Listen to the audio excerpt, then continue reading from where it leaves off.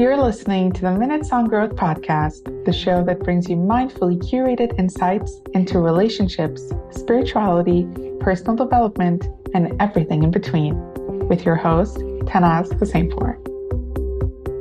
Hi, soul friends, it's Tannaz Hosseinpour, and welcome back to another short solo episode of Minutes on Growth.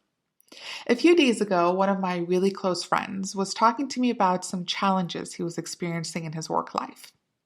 He kept repeating the same sentence. It seems as if someone is giving me the evil eye, Tannaz. This wasn't the first time I've heard someone blame life circumstances on evil eye, especially coming from a Middle Eastern background. So I thought I'd record this episode to shed some light on the concept of evil eye, but from a spiritual perspective. Oftentimes, people, again, a lot of Middle Easterns, might say, be careful what you share and present to the universe, because you never know how people will feel towards you. And if they're jealous, they can send negative vibes towards you and you can lose it all.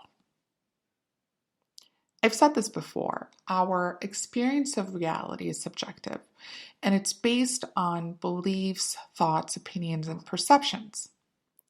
And that perception that someone can send me a negative energy that is going to take it all away from me and I'm going to lose it all because of them, it doesn't feel that empowering to me.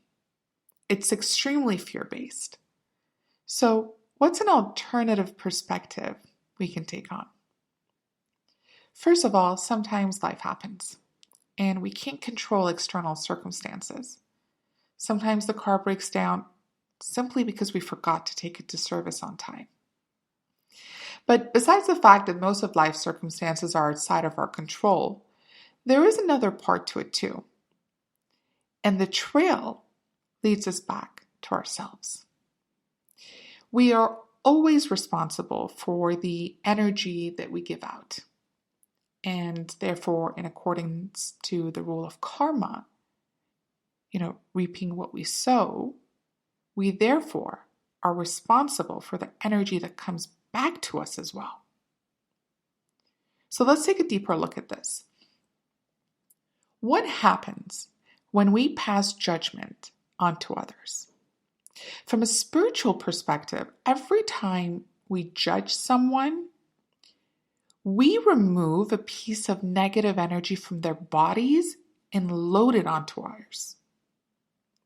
So I am now holding on to someone else's negative energy because I passed judgment onto them. So that negative energy just got bounced back to me. The same applies when we curse the person who just cut us off in traffic. I'm not cursing at them. I'm cursing at me. Or when we choose to engage in gossip, or when we see someone have something that we want, and instead of being inspired by it, we spread rumors to make ourselves feel better. Or when we intentionally break someone's heart, that ill intention creates negativity that stays with us. In every single one of these incidents, we're not only building up negative energy within ourselves. Of course, words have power, intentions have power, actions have power. They all of them hold energy. But we're also taking on negative energy from the person who we're directing it to, who we're judging, or who we're hurting. So now we have two sets of negative energy coming together, increasing in size. I mean, imagine this big ball of black light that keeps growing. And it's following us wherever we go. And therefore, it's impacting our experience of reality because our energetic vibration matters. Therefore, evil eye is just judgmental energy that we've set out into the universe that is coming back to us. I know some of you might be thinking, what? And honestly, this concept is one that took me a while to understand because of the amount of accountability it holds within it. But the more I sat with it, the more I noticed the same pattern. when you're coming from a place of sharing, understanding, compassion, patience, and love, it's a great day. The universe seems to mirror it all back to you.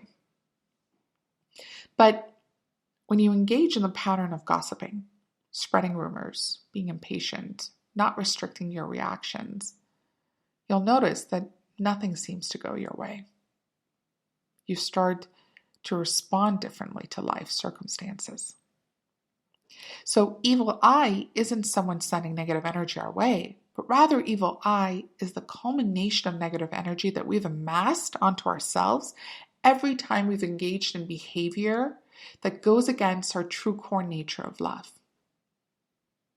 And if you're wondering, it's not possible to always be in that state of love and connection. I agree.